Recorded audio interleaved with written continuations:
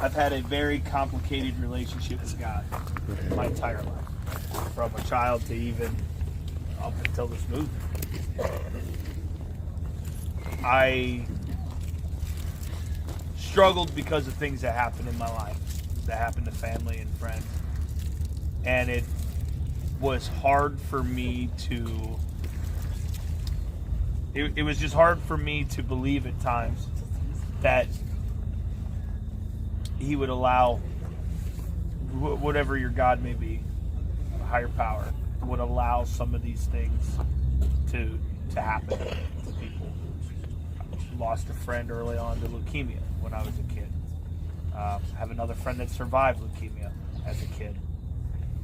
Same technology, same everything at that time. It was very, very close to each other.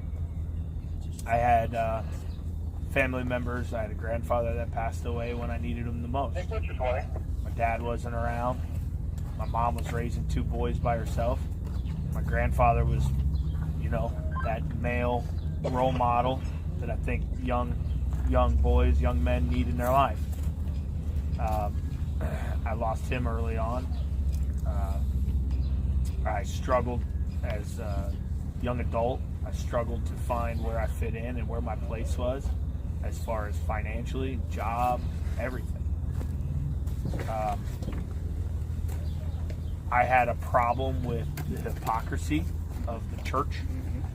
I struggled with that a lot, where I would see a man beat his family all week, raging alcoholic, beat his family all week, and then go to church on Sunday and all is well.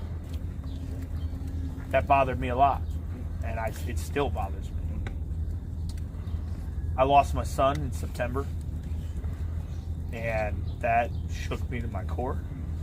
Sorry about that. Again, it raised questions with my struggle with God. And then we went into... I'm all right. Thank you. We started this convoy. And it was like, I don't know. It was like my son was with me from the beginning, and then it just felt like something was with us. Mm-hmm. And I still feel that way, and more than just my son being with me. I mean, there's a presence here. There's a presence in the movement, and as we went across the country, all the prayer and the groups of people from all walks of life that were coming together to the community that we've set up here, my belief in God is pretty firm now. Yes, sir. It's getting stronger. Amen. And I would find it hard for anyone to not believe after experiencing what I at least personally experienced through this journey. There's nobody else there's nothing that can do that. Like only God can do that. And I mean, there's no way that you can't believe in God after experiencing this. I mean, this solidified it. This has changed my life. This has changed my life in that sense, and I think it's changed a lot of people's lives. There's a lot of firm believers here, absolutely. There's a lot here. There's a lot here, but there's some that struggled as well, and there's some that don't believe. But I've watched other people that struggled like I did, and I've even watched the non-believers start believing in God as well. I mean, this has changed a lot of people's lives. A lot of people's lives. And at the end of the day, whether we achieve a single thing in DC or not, we still won. We won. Yes. We won hearts and minds. We brought God back into the country, into a lot of people's lives, including my own.